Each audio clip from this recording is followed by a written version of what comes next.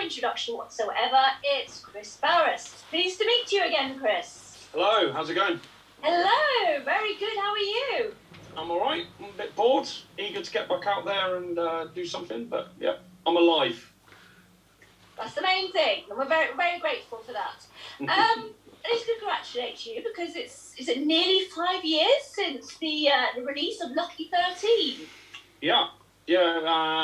I can't remember the exact date. I think it's April the 16th. Okay. I think, when I released that, the band was very much just like a hobby thing. It wasn't anything serious in particular. I mean, I did it the best I could, but it just wasn't, it's so like, I don't even think I had like a proper release date. I think it was as soon as like I'd submit it through like CD Baby and it got put on Spotify, I just put it on Facebook like, albums out now. There you go. Yeah, yes. It was more of like a thing like just so I could have CD and some videos that I could promote to get like get gigs, really, try and get on some festivals and stuff like that. But it was the album that got things like the ball rolling for me. Got me a few opportunities that led to something else, which ultimately got me signed and led me to where I am now. So you've been releasing some limited edition merch in celebration of the 5-year anniversary of Lucky 13. Yeah, like the Lucky 13 album, like personally signed them. So I'm actually dealing with this myself. So normally, like all my merch stuff is dealt with like another company. So if you buy something off the website, traditionally it doesn't come anywhere near me. The warehouse in Reading, it goes out. So signing stuff's, it's okay if like it's on an album release, I can do it in advance, but general like week to week stuff, doesn't get signed. But these are actually coming through me. So I'm signing them like personally to everyone, so people submitting their names and whatever. And then doing some photo prints of the album cover, again, personally signed. And then we've got t-shirts and hoodies, which are based around rock and roll running through my veins, which was one of the main songs off that album. Yeah. Also, a little story about that is because we can't put Lucky 13 on a t-shirt because it's trademarked by a brand called Lucky 13. And you think, yeah, but no one's going to really know. And they probably wouldn't know, but they sued Taylor Swift and won. And obviously Taylor Swift's got not take that risk. A little bit of a bigger reach than me, a little bit. So they probably, I can understand that, but I just didn't want to risk it. So we haven't put Lucky 13 on a t-shirt.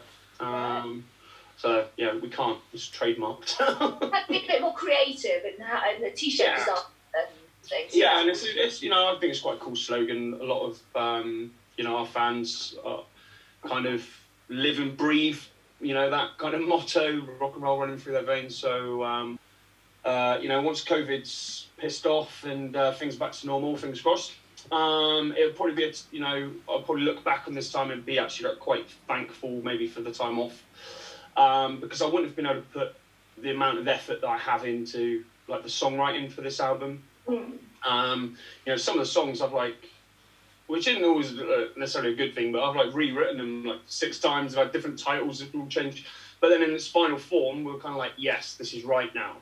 Whereas maybe if I was on the road as much as I typically am, I probably would have settled around number 2 or number 3.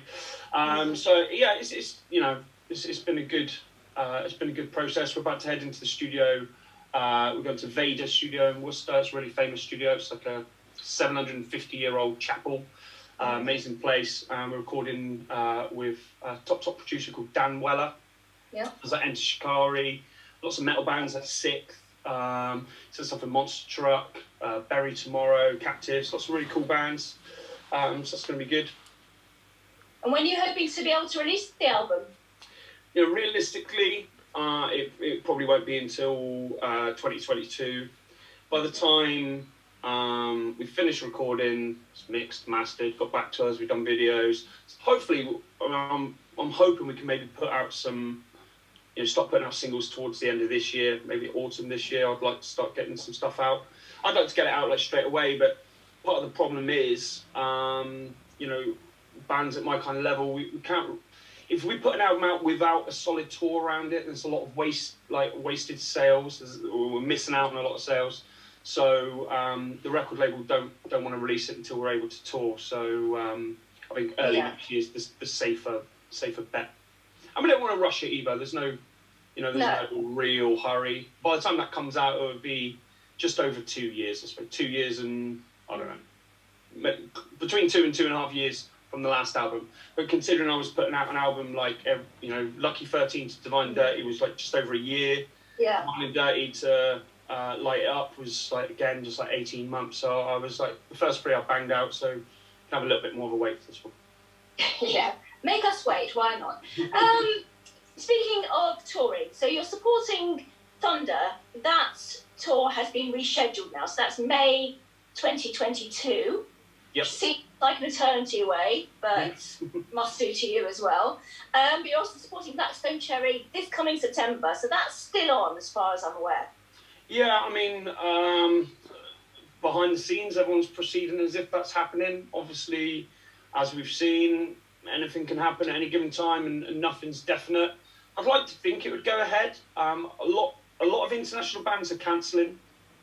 Yeah. But they tend to be bands that maybe are only doing a few shows in the UK and then they're doing tons across Europe. And they need the European shows to kind of make it cost effective. And therefore they're having to cancel because there's so many problems with when you cross into Europe, obviously different quarantine rules, let alone the fact that they're like miles behind us with the vaccinations and just generally, they're a lot further behind than us. So I can understand why a lot of international bands have started cancelling and rescheduling. The advantage Blackstone Cherry have got, and this is not nothing that's been said to me like officially, this is just me, reading between the lines and hoping. The fact that they've got a 16-date tour in UK, all big venues, all pretty much sold out.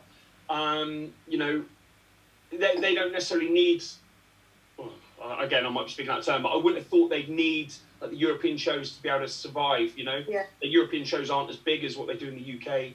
Yeah. So I'd like to think that would be able to happen. Do you have any other festivals in the diary this year? We've got Stone Dead as well, end of August. Oh, yeah? Also headlining Love Rocks. That's in June, so that one's going to be a little bit iffy, I think, whether that one goes ahead. Yeah, we don't know yet what's happening with Love Rocks, yeah, so waiting to find out about that. And you're also busy with guitar lessons.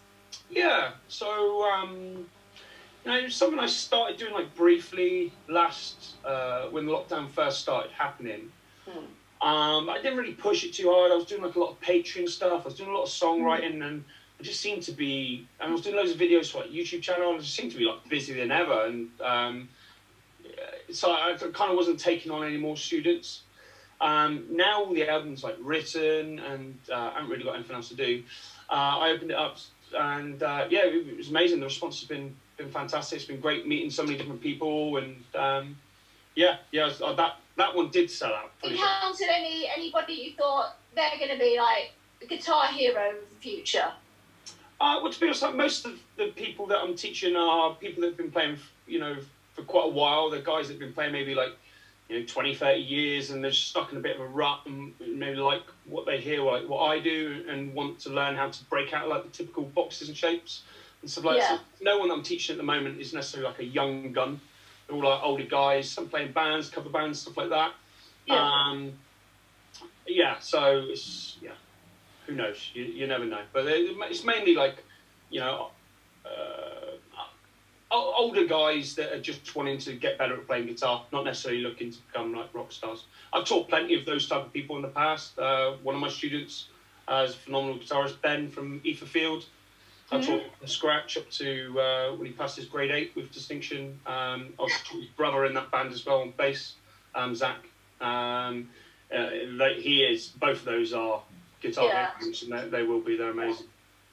Right, well, please it's all going well for you. I know you're itching to get back out there, and we can't wait to see you again.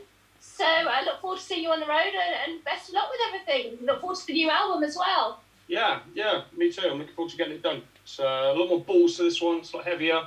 Looking forward to seeing what comes to life in the studio.